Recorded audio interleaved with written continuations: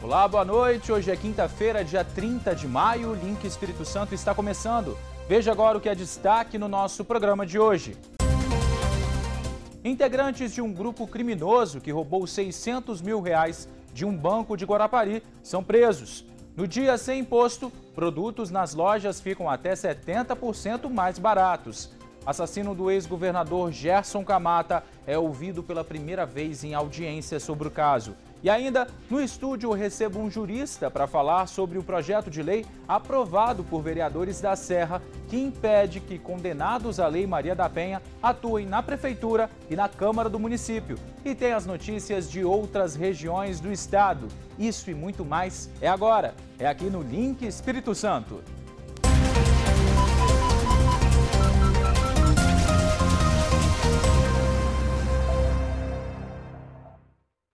E mais uma vez, boa noite para você que nos acompanha. A gente começa o link de hoje falando da prisão de 2 suspeitos de terem participado de um roubo a uma agência do Banco do Brasil em Guarapari. Isso aconteceu em dezembro do ano passado e eles roubaram R$600 mil. A suspeita é de que eles tenham ligação com facções criminosas e também que atuavam em outros estados. A polícia prendeu nesta quarta-feira Josimar Salles do Nascimento, de 49 anos, e Marcos Neto Rocha, de 47.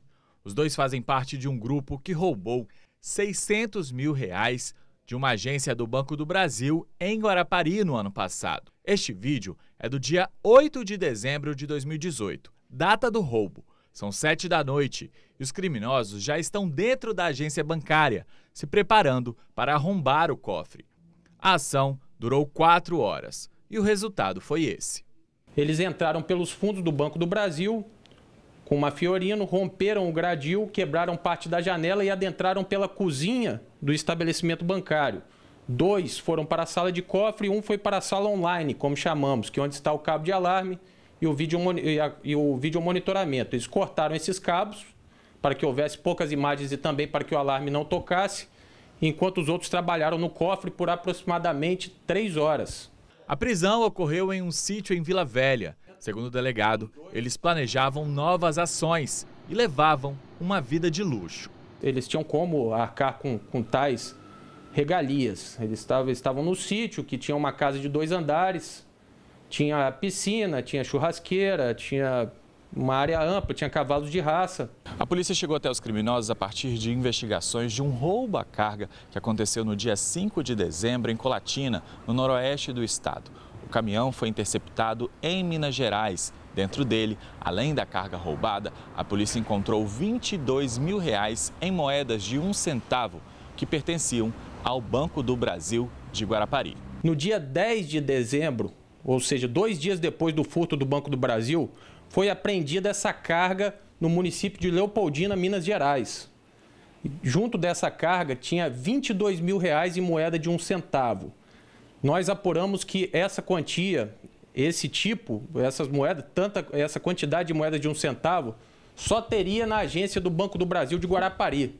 Também faz parte da quadrilha Denilson Moreira Balbino, de 45 anos, que está preso desde janeiro, e Bruno Soares Mendonça, de 31, que está foragido. Um 5º integrante da quadrilha morreu. E o Júlio César Oliveira Manuel, na tentativa de se evadir, acabou caindo num fosso, batendo com a cabeça e falecendo. Segundo a polícia, os integrantes têm ligações com grandes facções criminosas do país. O Denilson Moreira Balbino faz parte do Comando Vermelho e também o Josimar também faz parte do Comando Vermelho. E, inclusive, em 2004, eles já foram presos numa empreitada em que foram apreendidos 9 fuzis, 2 granadas e diversas armas de fogo, o que mostra o tipo de bandido que nós estamos lidando. E olha só, quem tiver informação aí sobre o suspeito que está foragido, pode ligar para o 181, lembrando que a denúncia é anônima.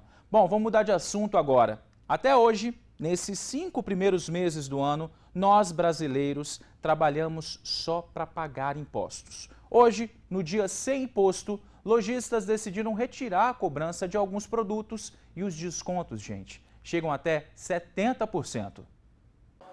Não tem jeito, em cada produto ou serviço tem impostos municipais, estaduais e federais. E eles são muitos. ISS, ICMS, IPI, IOF, são só alguns. Este ano, já pagamos mais de R$1 trilhão em impostos. E esse número não para de crescer. Em um ranking de 30 países, o Brasil ocupa a 14ª posição na arrecadação de impostos. Mas quando o assunto é o retorno desses tributos para a população, estamos em último lugar.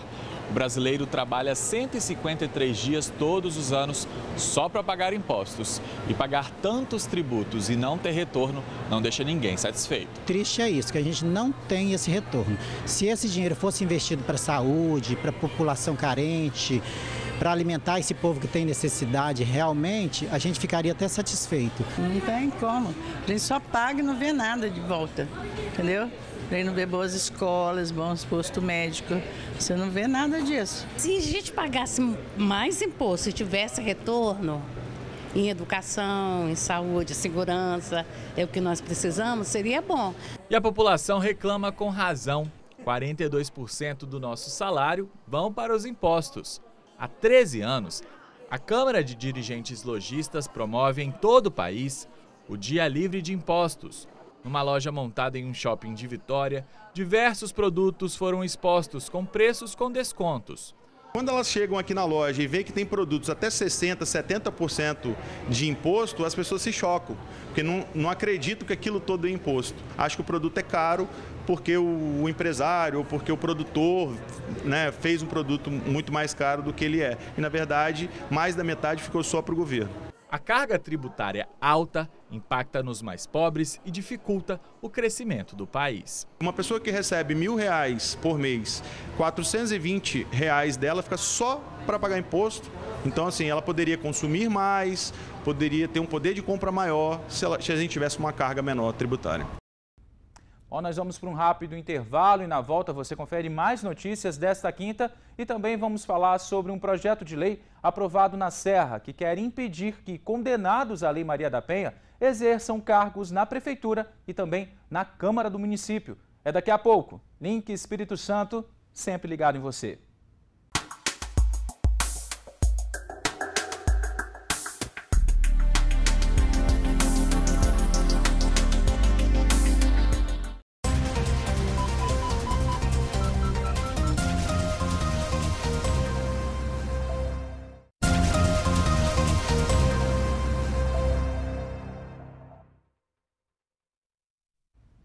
Link Espírito Santo de volta e agora nós vamos à nossa redação com a Anne Comete, que tem mais notícias desta quinta-feira pra gente. Boa noite, Anne. Boa noite, Vitor. Boa noite a você que nos assiste. O acusado de matar o ex-governador Gerson Camata foi ouvido pela primeira vez na Justiça. Marcos Vinícius Moreira de Andrade, de 66 anos, confessou o assassinato que aconteceu em dezembro do ano passado. Camata foi morto com um tiro no ombro na Praia do Canto, em Vitória. O acusado trabalhou quase 20 anos com Camata. A motivação do crime seria uma ação judicial movida pelo ex-governador, contra o ex-assessor, que culminou em um bloqueio no valor de R$60 mil na conta de Marcos Vinícius. O médico de 54 anos, acusado de assédio sexual em um hospital de Vila Velha, não tem registro no Conselho Regional de Medicina. O CRM anunciou que ele não pode exercer as funções de clínico geral e cardiologista, já que não tem o registro de nenhuma das duas atividades. Esse médico está sendo investigado pela polícia após denúncias de assédio sexual ele chegou até a ser preso no fim de semana depois de tentar beijar à força uma paciente de 18 anos. Outras duas mulheres também fizeram denúncias contra esse mesmo médico. O CRM instaurou uma sindicância e enviou um comunicado a esse profissional para que ele se manifestasse em, no máximo, 10 dias. E, infelizmente, a gente tem mais uma notícia de violência contra a mulher. Foi condenado hoje o homem acusado de ter estrangulado a namorada com um fio de carregador de celular. Rubens Almeida Dias Júnior, de 22 anos, foi condenado a mais de 30 anos de prisão após 7 horas de júri popular. Rubens é acusado de matar a namorada, que se chamava Andriele Mendonça Pereira dos Santos. Contra ele havia 2 mandados de prisão em aberto, um por descumprimento de uma medida protetiva da ex-mulher e outro pela morte de Andriele. E o governo do estado anunciou as ordens de serviço e de reinício de programas relacionados à agricultura. Vão ser mais de 5 milhões de reais em investimentos nos programas Ponte Rural e Calçamento Rural. Ordens de serviço para a construção de barragens de Vila Pavão e o reinício das obras da barragem de Itarana e a transformação da rede elétrica monofásica para a trifásica na comunidade de Picuã, em Ibiraçu. Na solenidade de assinatura, aliás, das ordens de serviço, o governador Renato Casagrande destacou que essas obras podem gerar empregos e levar progresso para essas regiões. E para encerrar, uma notícia boa. Uma doação de órgãos feita aqui em Vitória vai salvar a vida de pelo menos 2 pessoas. O doador é um homem de 45 anos que sofreu um AVC e teve morte cerebral. A captação foi feita no Hospital Estadual de Urgência e Emergência, onde ele estava internado. O fígado e os rins doados vão ser enviados para o Paraná e para o Rio Grande do Sul, já que não foram encontrados receptores compatíveis aqui no estado. A família autorizou a doação e declarou que o doador gostava, sim, de ajudar o próximo. Bom, Vitor, essas foram as notícias de hoje, daqui, direto da redação. Uma boa noite para você. Muito obrigado aí pelas informações, Anne. Bom, nesta quarta-feira, os vereadores do município da Serra aprovaram uma lei que impede que homens agressores que foram condenados pela Lei Maria da Penha assumam algum cargo comissionado na prefeitura da cidade ou até mesmo na Câmara. O projeto agora segue para a sanção ou veto do prefeito, Aldir Vasconcelos, mas afinal de contas, essa lei é constitucional, né? Várias outras dúvidas devem estar surgindo aí. Para sanar essas questões, eu recebo aqui no nosso estúdio o jurista Revelino Amaral. Doutor, seja bem-vindo ao Link. Muito obrigado pela presença. Muito obrigado pelo convite. É sempre um prazer estar aqui. Bom, primeiro já quero saber do senhor. É a pergunta que eu fiz logo no início. É constitucional? Um vereador, ele pode fazer esse tipo de coisa? Em absoluto, é inconstitucional essa pretensão. Na verdade, a gente vive um momento de crise de toda a ordem, né? De crise política, de crise financeira, de altos índices de criminalidade e essas pretensões são extremamente razoáveis e aceitáveis e justificáveis, mas é uma pretensão inconstitucional. Quer dizer, a Câmara não pode estabelecer um limite dessa natureza por força da Constituição. A Constituição fala que todos são iguais perante a lei, e, por óbvio, uma limitação dessa natureza vai ser considerada inconstitucional e, certamente, a meu sentir, o prefeito vai entender dessa forma. Pois é, doutor, quando alguém é chamado para algum emprego, né, nas etapas aí do processo, existem algumas empresas que elas pedem um atestado de bons antecedentes. Nesse quesito prefeitura-câmara, isso também vale, de atestado de bons antecedentes? E eu queria saber também do senhor, né, no caso dessa questão do atestado e tudo, quem já cumpriu a pena, a gente atesta que é bom antecedente ou não? Ótima pergunta. Na verdade, existe uma diferença muito técnica, mas é interessante esclarecer. Existem pessoas que perdem os bons antecedentes e existem pessoas que não são mais primárias. Perder os bons antecedentes quer dizer que essa pessoa responde a alguma ação penal. Perder a primariedade quer dizer que essa pessoa foi condenada, recorreu e não cabe mais recurso, ou seja, o processo transitou em julgado. Então, ela perde a primariedade. É importante dizer que essas tentativas de estabelecer critérios dessa natureza não podem sobrevir ao que diz a Constituição, ou seja, a Constituição fala que todos são iguais perante a lei. As sentenças penais já são suficientes para estabelecerem esses critérios, ou seja, as pessoas que eventualmente são acusadas de terem cometido um crime e têm o direito de se defenderem através da produção de provas e tudo mais, e que eventualmente são condenadas e têm o direito de recorrerem, a sentença vai estabelecer, dentre os critérios da sentença, a proibição dessa pessoa de ocupar cargo público durante determinado tempo. Então, a depender do crime que a pessoa cometeu, o próprio juiz vai estabelecer isso na sentença. É uma das consequências da sentença penal, a depender do crime que a pessoa cometer, a proibição dela ocupar cargo público durante determinado tempo. Entendi. Doutor, esse projeto que a gente falou logo no início, né, do projeto da Serra, ele impede também novas contratações, mas obriga também o Executivo e o Legislativo a exonerar todos os cargos comissionados que já foram condenados por violência contra a mulher. Mais uma vez a gente entra nessa questão, o senhor já falou que é inconstitucional. Juridicamente também isso não pode acontecer. Certamente, é um critério que, na verdade, assim, é interessante entender a pretensão de quem está trazendo essa proposta. É uma proposta bem-vinda, o objetivo é nobre, né, para poder limitar o acesso de pessoas que cometam crimes, especialmente dessa natureza, que são tão atrozes e que trazem tantos reflexos negativos na vida das mulheres, mas a Constituição Federal impede que isso prevaleça, ou seja, a Constituição Federal fala que não pode limitar dessa natureza com essa forma.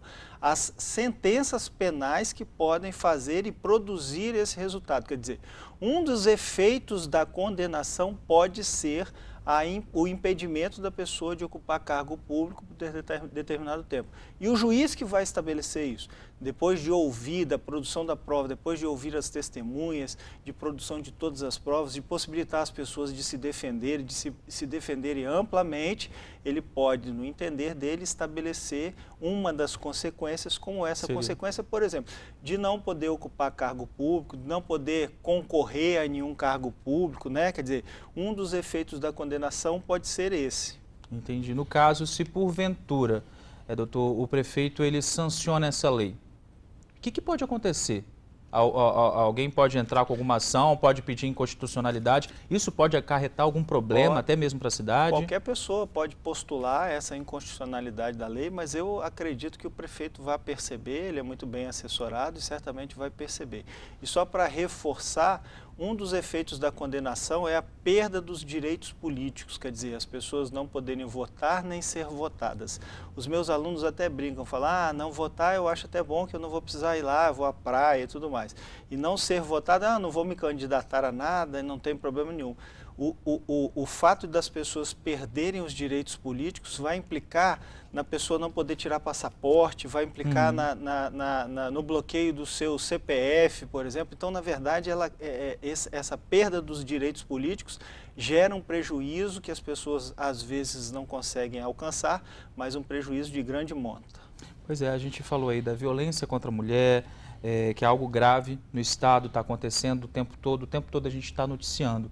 Só que aí também tem outros crimes, né? Violência contra a mulher, homicídio, tráfico, né?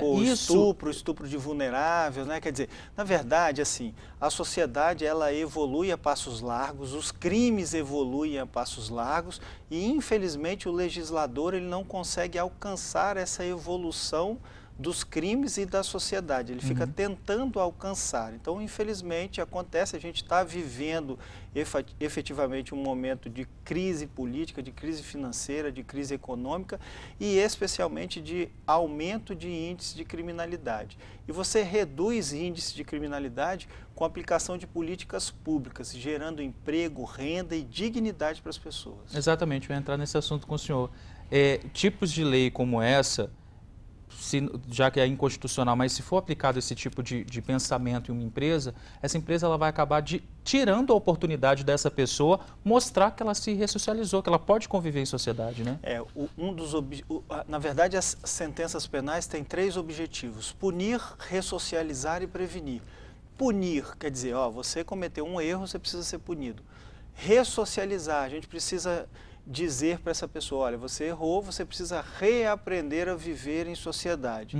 E o terceiro passo é servir de exemplo, ou seja, as pessoas verem, aquela pessoa foi condenada, eu não vou fazer isso também, que eu posso ser condenado. Infelizmente, com o sistema que nós temos e está em vigor no nosso país, o sistema carcerário, a ressocialização não está sendo alcançada. Então, estão existindo iniciativas tanto das empresas públicas quanto privadas, de tentarem dar oportunidade para essas pessoas que foram condenadas, que cumpriram pena. Porque é assim, se a gente estabelece uma pena para a pessoa cumprir, depois que ela cumpriu, ela tem que gozar de todos os direitos, como todas as pessoas, né? Quer dizer, então, na verdade, a gente precisa dar oportunidade para as pessoas que foram condenadas, que cumpriram as penas, para entrarem no mercado de trabalho. Quer dizer, já está muito difícil, o mercado de trabalho já está muito fechado. E essas pessoas que eventualmente foram condenadas, elas têm uma limitação ainda maior. Então, o governo do estado, a iniciativa privada tem dado oportunidade para essas pessoas que eventualmente foram condenadas. Um exemplo disso é a Prefeitura de Viana. A Prefeitura de Viana emprega mais de 100 pessoas que foram condenadas, que cumpriram as suas penas e estão lá prestando seu serviço. O objetivo é justamente esse, quer dizer, é ressocializar, é dar oportunidade para as pessoas para elas se restabelecerem, porque assim, o ser humano, ele está fadado a errar, eles podem errar, eles vão cumprir uma pena que está estabelecida na lei e tem que ser oportunizado a eles a voltarem a conviver com a gente. É o voto de confiança, né? Vamos confiar em você. Certamente. Te dar essa possibilidade. Tem que haver. Bom, gente, a gente viu aí então, segundo o doutor Rivelino Amaral, jurista, é inconstitucional essa lei, né? O prefeito provavelmente não vai sancionar. Muito obrigado pela presença do senhor. Eu que agradeço, é sempre um prazer estar aqui, eu estou sempre à disposição. Claro, o espaço nosso está sempre aberto. Muito obrigado. Bom, o link agora vai para um rápido intervalo e na volta a gente tem outras notícias de outras regiões do estado nesta quinta-feira. O link volta em instantes.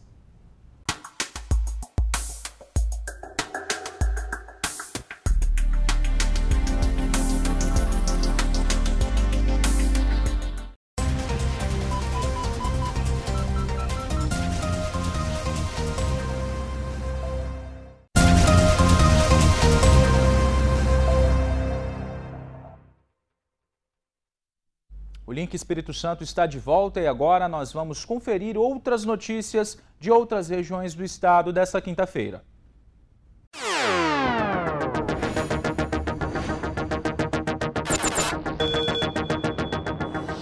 Olá, boa noite para você ligado no Link Espírito Santo, nosso giro aqui por Linhares. Estudantes do IFES, aqui do município, também aderiram aos manifestos registrados em várias partes do Brasil nesta quinta-feira. Os manifestantes fecharam a BR-101 por cerca de 1 hora. Os manifestantes concentraram-se no cruzamento da BR-101 entre o centro da cidade e o bairro Shell, em Linhares. Com cartazes nas mãos e fazendo muito barulho, os estudantes protestaram contra o contingenciamento de verbas da educação anunciado pelo governo Bolsonaro. A manifestação começou por volta das 10 horas da manhã e terminou às 11. Irritados, alguns motoristas tentaram furar o bloqueio, mas foram impedidos de prosseguir. Já perto de terminar o movimento, um condutor teria forçado a passagem e por pouco não feriu uma adolescente. Ele passou quase em cima do meu pé, tirou meu chinelo. O chinelo ficou agarrado dentro do negócio dele, dentro do carro. Ele furou o bloqueio. Uma falta de educação, pra gente que tá ali, sabe, buscando os direitos, e eu acho uma coisa inadmissível. Após ser advertido pela Polícia Rodoviária Federal, o motorista foi liberado. Parte do grupo seguiu para a Grande Vitória para se juntar a outros grupos que protestaram também na capital. E uma simulação de atendimento a uma vítima de acidente de trânsito fechou o Maio Amarelo em Linhares nesta quinta-feira. A movimentação aconteceu nas imediações do Mercado Municipal, no centro da cidade.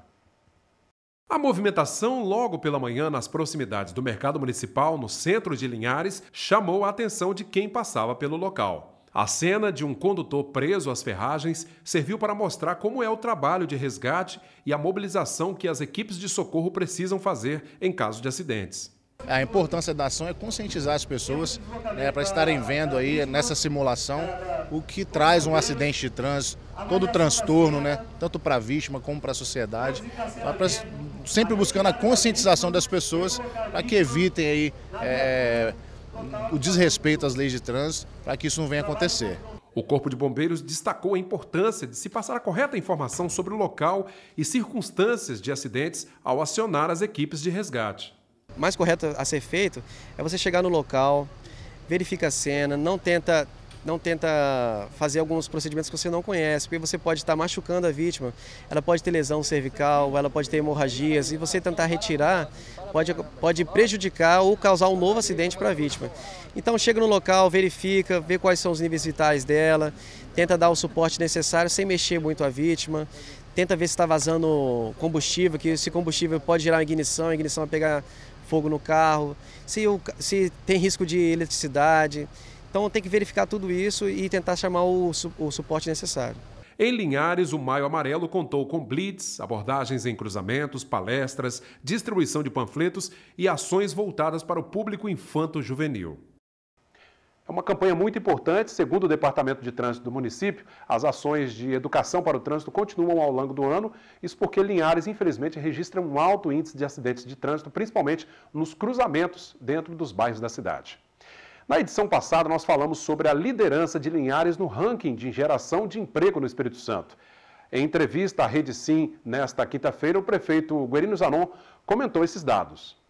Realmente, os números com relação à geração de empregos divulgadas na última semana traz Linhares como destaque. Dos 2.881 empregos novos gerados no município, ou seja, entre admissões e demissões, tivemos um saldo de 2.281 novos postos de trabalho.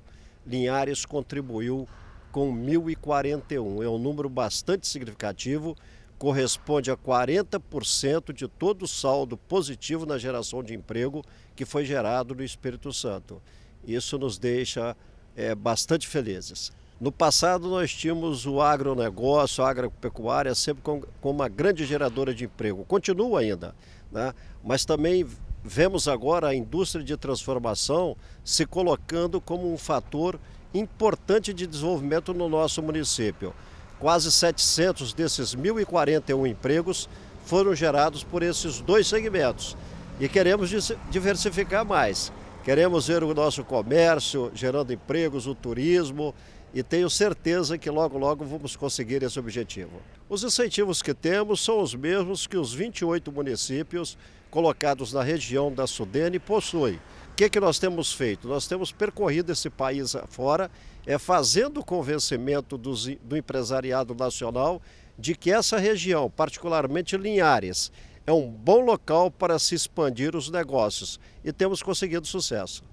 Por hoje é só. Vamos agora a São Gabriel da Palha com outros assuntos agora da região noroeste.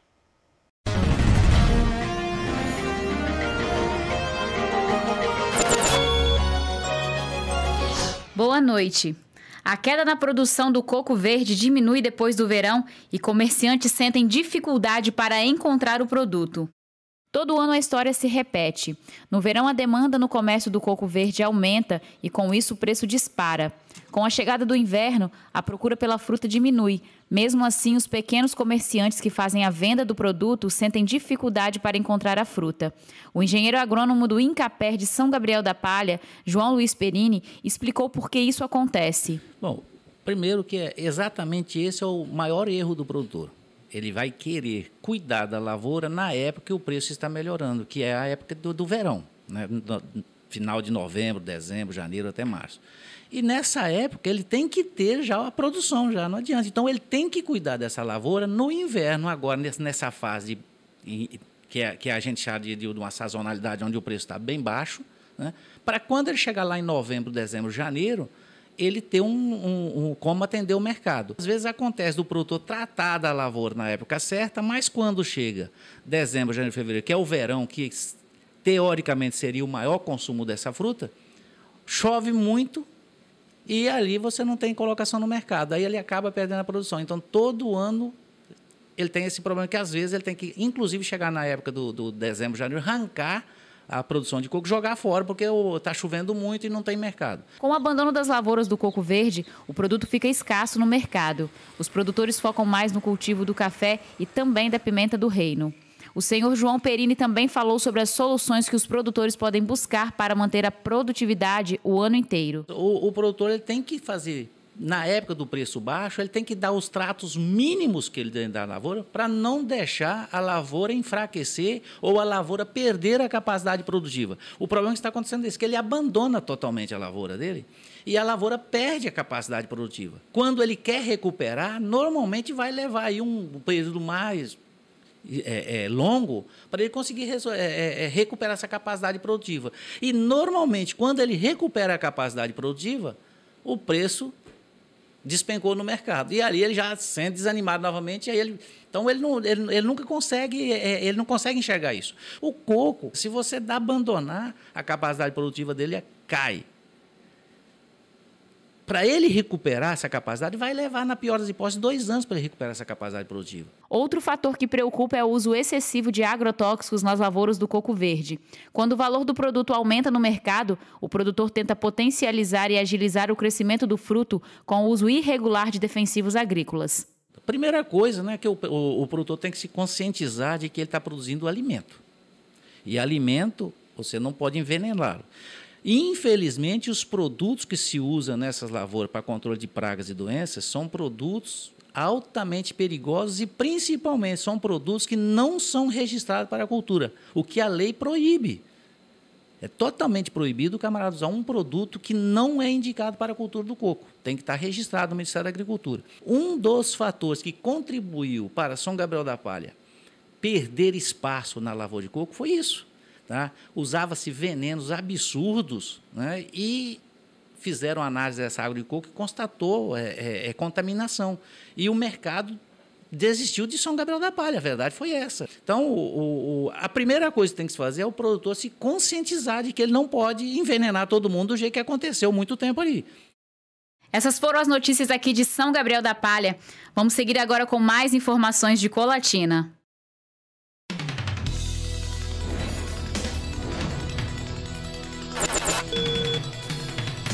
Olá, boa noite para você que nos acompanha aqui no Link Espírito Santo. Após a execução da obra que substituiu toda a rede de esgoto da rua Alexandre Calmon, no centro aqui de Colatina, e que durou 15 dias, o Sanear, Serviço Colatinense de Meio Ambiente e Saneamento Ambiental, iniciou um novo serviço, desta vez tendo como objetivo acabar com os problemas de alagamento na parte inicial da Avenida Senador Moacir Dalla, popularmente conhecida como Extensão da Beira Rio. Devido às ações, a via está totalmente interditada das imediações do 8º Batalhão até sua parte final, até o dia 17 de junho, pois estão sendo executados serviços de concretagem na extensão da avenida. Durante esse período, as entradas e saídas da cidade deverão ser feitas pela Avenida das Nações e também pela Rua Pedro Epchim, que ficam no bairro Colatina Velha. E termina nesta sexta-feira, dia 31, a campanha de vacinação contra a gripe para as pessoas que se enquadram nos grupos prioritários. São diversas pessoas.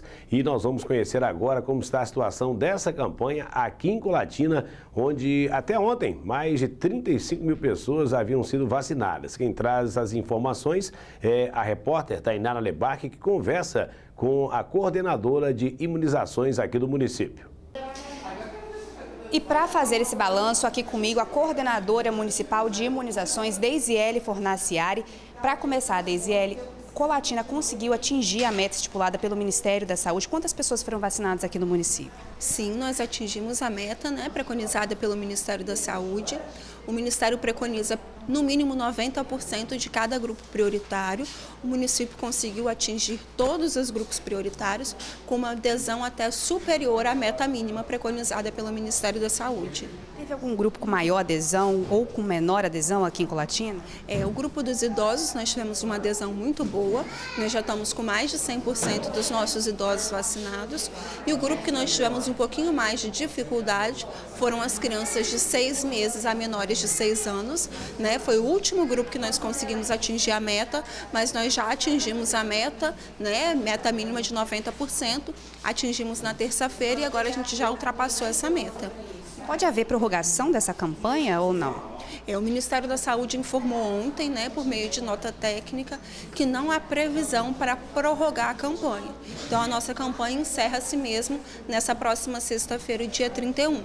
O Ministério da Saúde, ontem fez um comunicado que a partir da segunda-feira, dia 3 de junho, os estados e municípios que não atingiram a meta dos grupos prioritários e que ainda possuem doses remanescentes poderão abrir para a população em geral. O município de Colatina recebeu as doses suficientes para atender os grupos prioritários e como nós atingimos a meta para os grupos prioritários, nós não temos doses remanescentes, não iremos receber novas doses, então a partir de segunda-feira a gente não tem como atender a demanda de toda a população. 8 pessoas morreram aqui no estado, né, de acordo com a Secretaria Estadual de Saúde. Aqui em Colatina teve alguma morte devido a casos de influenza? Este ano a gente não teve nenhum óbito registrado ainda aqui no município, né? Mas sabemos da importância de se prevenir, né? A gente acredita que essa antecipação da campanha e a nossa alta cobertura vacinal estão contribuindo para a redução dos casos e, consequentemente, dos óbitos no nosso município.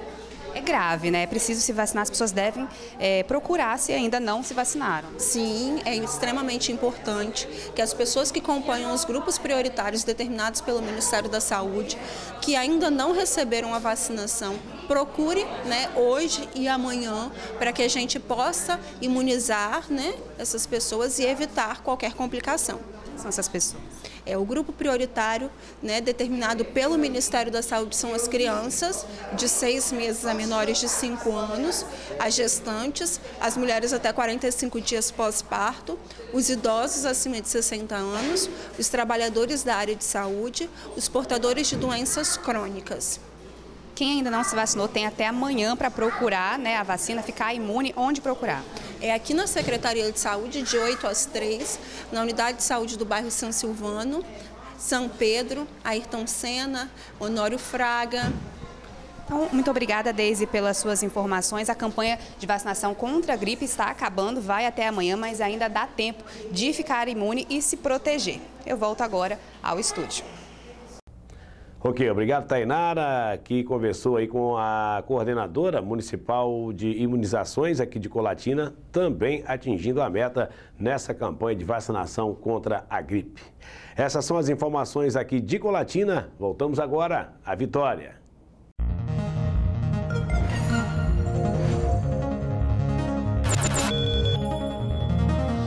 O link agora vai para um rápido intervalo e na volta você confere mais notícias de outras regiões do estado. Não sai daí que voltamos em instantes.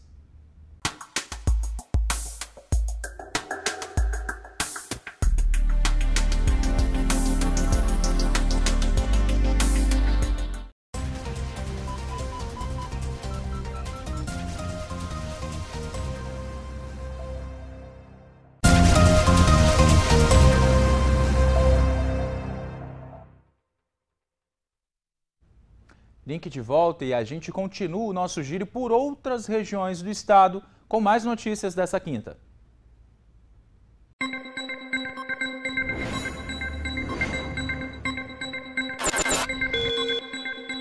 Olá, boa noite. Nos destaques de hoje, estudantes do Centro Universitário Norte do Espírito Santo abriram um ato público na Praça Mesquita Neto na manhã desta quinta-feira contra os cortes financeiros do Ministério da Educação nas instituições federais de ensino. A atividade é liderada pelo Diretório Acadêmico e iniciou com uma roda de conversas e com dinâmicas culturais. Os estudantes do CEUNES pretendem um novo ato contra os cortes do Ministério da Educação no dia 14 de junho. A Feira de Ciências Norte Capixaba reuniu nesta quinta-feira projetos desenvolvidos por estudantes de 7 municípios. O evento aconteceu no ginásio poliesportivo do Centro Universitário Norte do Espírito Santo. O coordenador-geral da FECINC, o professor Tiago Maduro, explica que esse é um movimento que tem como objetivo despertar e valorizar jovens talentos para as áreas de ciências e engenharia.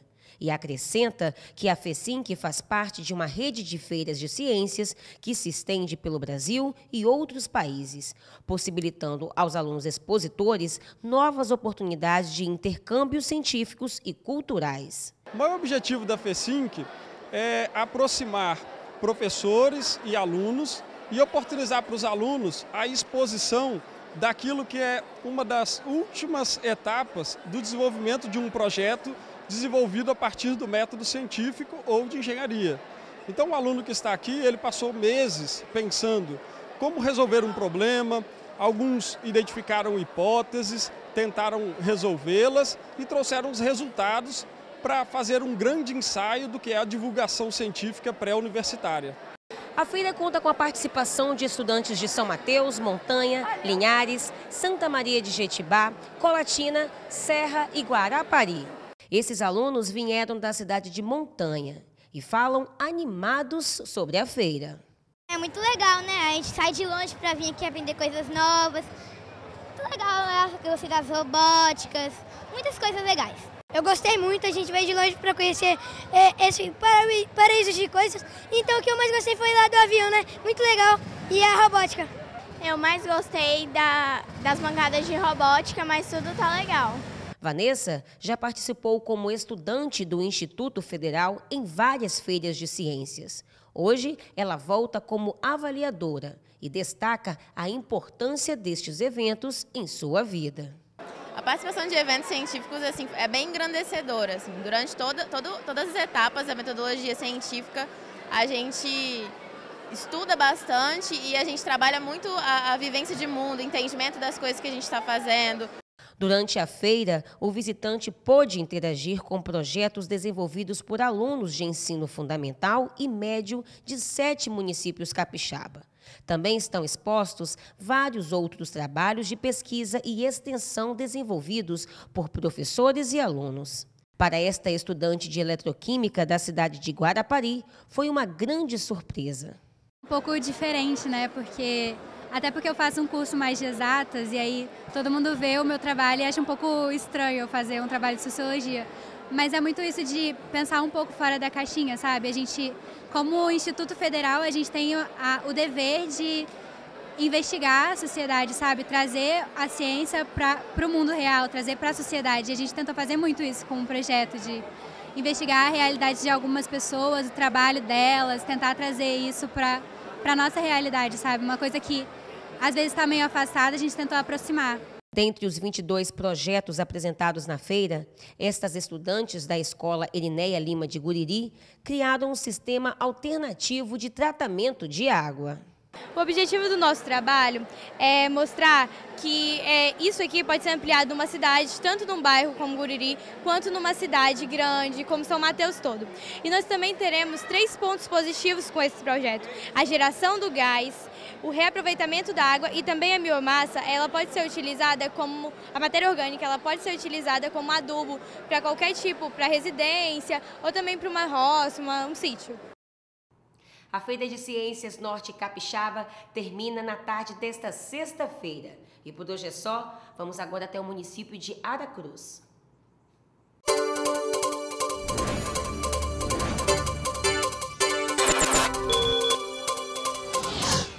A cada dia que passa, as escolas buscam despertar o interesse dos alunos por tecnologia, inovação e programação. Esta escola municipal em Aracruz aderiu ao projeto BBC Microbit, de uma empresa de tecnologia.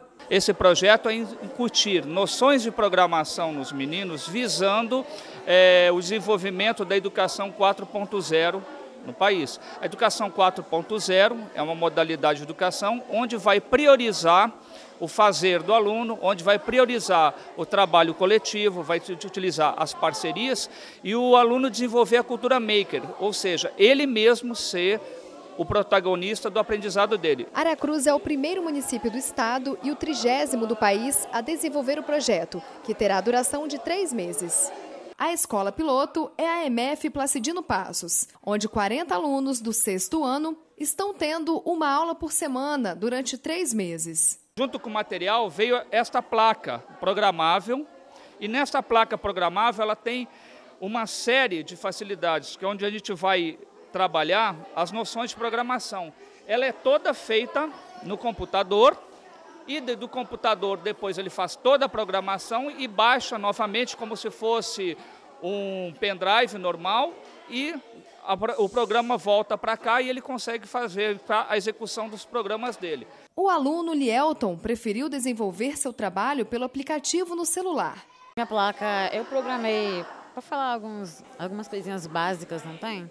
Assim, eu consegui também baixar o aplicativo no meu aparelho. Eu coloquei para mostrar uma string, um desenho, um número, meu nome. Nessa plataforma, o aluno desenvolve, então, quando ele abre, ele tem os comandos básicos para fazer as suas linhas de programação. Por exemplo, aqui eu programei ele para passar uma mensagem. Então ele testa toda a programação, ele faz utilizando aqui o site da Microbit e depois ele transfere via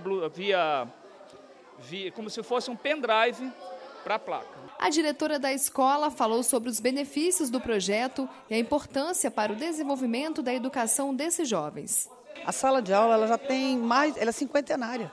Ela já se tornou arcaica, jurássica, 4 paredes, aula de nuca, um atrás do outro. Então, quando você traz uma novidade, os alunos começam a aprender, mas é um aprender que eles gostam de aprender. Se você muda uma arrumação das cadeiras, se você muda as formas, as metodologias de ensino com jogos, e agora essa de programação, que é uma coisa que atrai, você percebe que eles aprendem, alunos que você achava que não rendiam, não produziam, são os destaques na programação. Quer dizer, a gente perde muitos talentos na escola, porque a gente sufoca, sem querer.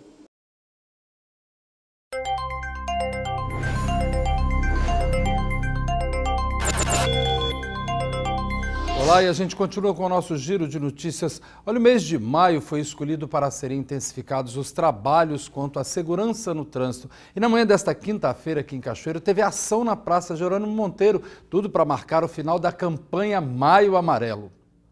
A Praça Jerônimo Monteiro ficou cheia. Quem passava pelo centro da cidade dava aquela paradinha para participar da ação que marcou o fim do Maio Amarelo, mês de envolvimento direto da sociedade nas reflexões e ações quando o assunto é segurança no trânsito. Esse mês de maio, o mês que representou aí o movimento do Maio Amarelo, onde no tema desse ano, no trânsito o sentido é a vida, somando aos temas anteriores, nós buscamos aí fazer um movimento em todos os segmentos da sociedade de Cachoeiro. Alunos da Escola Viva participaram ativamente da ação. Os carros paravam no sinal e os condutores eram abordados e recebiam panfletos explicativos.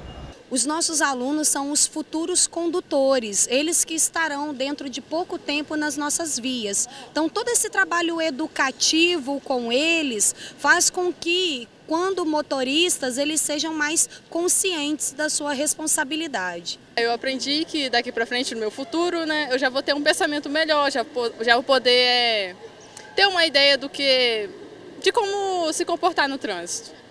A abertura contou com a presença da fanfarra Wilson Rezende, que trouxe música para o centro da cidade. E as pessoas puderam testar na prática a força do impacto de uma batida e a necessidade do uso de cinto de segurança através desse aparelho aí, ó, o Convencedor. O simulador foi idealizado pelo Senai. O Senai deu ao aparelho o nome de Convencedor. Então aí a gente já tem ideia da proposta dele. É convencer as pessoas da importância de usar o cinto de segurança, mesmo em deslocamentos dentro da cidade e em baixa velocidade. O Cleverson fez o teste no simulador e aprendeu. E é muito ruim ficar sem cinto, cara. Então isso serviu para mim nunca mais andar sem cinto, andar só de cinto agora. Segurança em primeiro lugar. E o impacto é intenso? Nossa, muito ruim, cara. Outro teste realizado foi o de efeitos do álcool e drogas no organismo do condutor. Eu resolvi testar. Primeiro, o de controle de movimentos. Sem o óculos, tranquilo. Mas ao colocar, os movimentos já não são precisos e é impressionante. Além de a gente não ter controle sobre a visão, o senso de direção também não funciona. Foi difícil completar o percurso. Pior ainda, para cumprimentar o policial. Olha, eu vou dizer uma coisa para vocês. Não é nada fácil. Eu acabei de experimentar como é que o cérebro do ser humano fica quando está sob o uso de drogas e álcool. Realmente é uma responsabilidade muito grande pegar o trânsito nessas condições. Imagina que os cones seriam os postes. Você teria batido 5 vezes. A caminhada que o senhor fez foi numa velocidade muito baixa. Se nós associarmos essa dificuldade que o senhor teve à velocidade de 60 km por hora, 80 km por hora, 120 km por hora, a gente vai perceber que é quase impossível uma pessoa nessas condições dirigir com qualidade. A ação também levou prevenção em saúde para a praça. Seu Severino aproveitou para checar a saúde fazendo todos os testes e aprovou a ideia.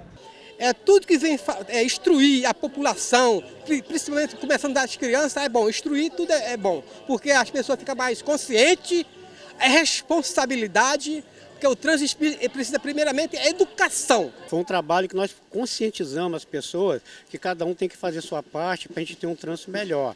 Nós hoje estamos entregando 5.000 panfletos, nós ministramos 19 palestras, 2.100 pessoas participaram de nossas palestras e hoje nós estamos fazendo aqui um encerramento. Então, em conjunto, o cachoeirense está entendendo que junto nós podemos fazer alguma coisa. Quem pega um carro para dirigir tem que ter, acima de tudo, prudência, cabeça, coração, coragem, caneta e caderno na mão, conhecimento, atenção, prevenção, habilidade e decisão. Isso que o trânsito precisa.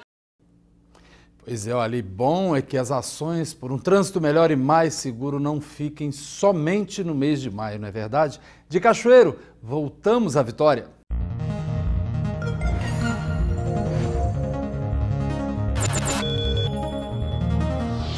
Bom, o link de hoje fica por aqui. Eu agradeço a sua audiência, a sua companhia e você continua bem informado durante a nossa programação e também acessando o nosso jornal online, simnoticias.com.br. Record News, informação para você crescer.